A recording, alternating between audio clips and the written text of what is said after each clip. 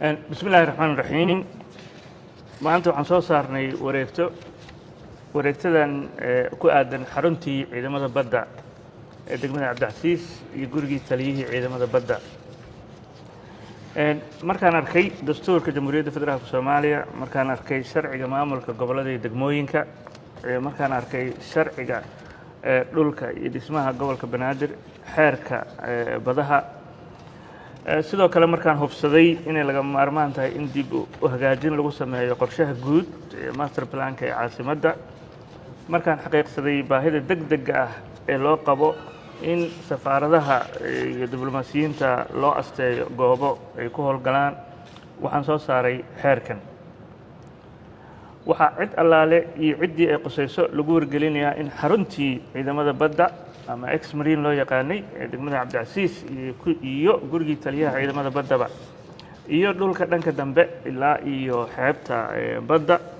loo asteeyay goob ama deegaan diblomaasi ah dhulkaas oo ahaa dhul dowladeed dan guud loogu talagalay markii horeba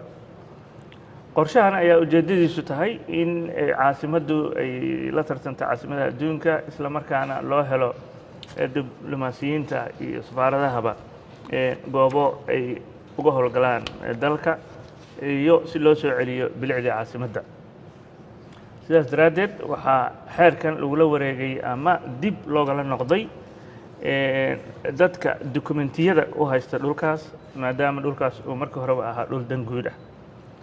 sidoo kale waxaan hay-adaha dowladda federaalka ku wargelinayaa inay joojiyaan dhulalka ay bixiyaan ama ay siiyaan fasaxyo dhismo magaalada bacdama dowladdu ay u wakiilatay dowladda hoose xamar iyo duqa magaaladaba inuu mas'uul ka yahay dhul bixinta iyo fasaxaba ugu dambeyntii cid allaale ciddii amarkan jabisa ama u hoggaansami weysa waxaa lala tiigsan doonaa sharciga sidoo kale waxaan ognahay in dhulkaas aan ka hadlayno dad mas-uuliyiina ay ku jiraan taliyaashii hore ciidamada qalabka sida kala duwan inay guryo ka samaysteen dabaqyo ka dhisteen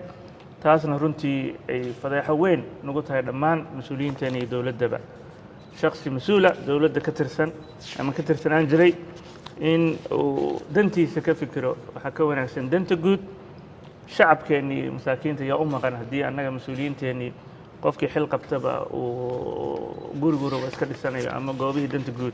u isticmaalayo dano shakhsi ah sidaas daraaddeed waxaan rajaynaynaa maanta wixii ka dambeeyo inuu xeerkan dhaqangeli doono warbaahintan waxaan ka codsanaynaa arrintan waa arrin dan guud waa arrin muhiim u ah bulshada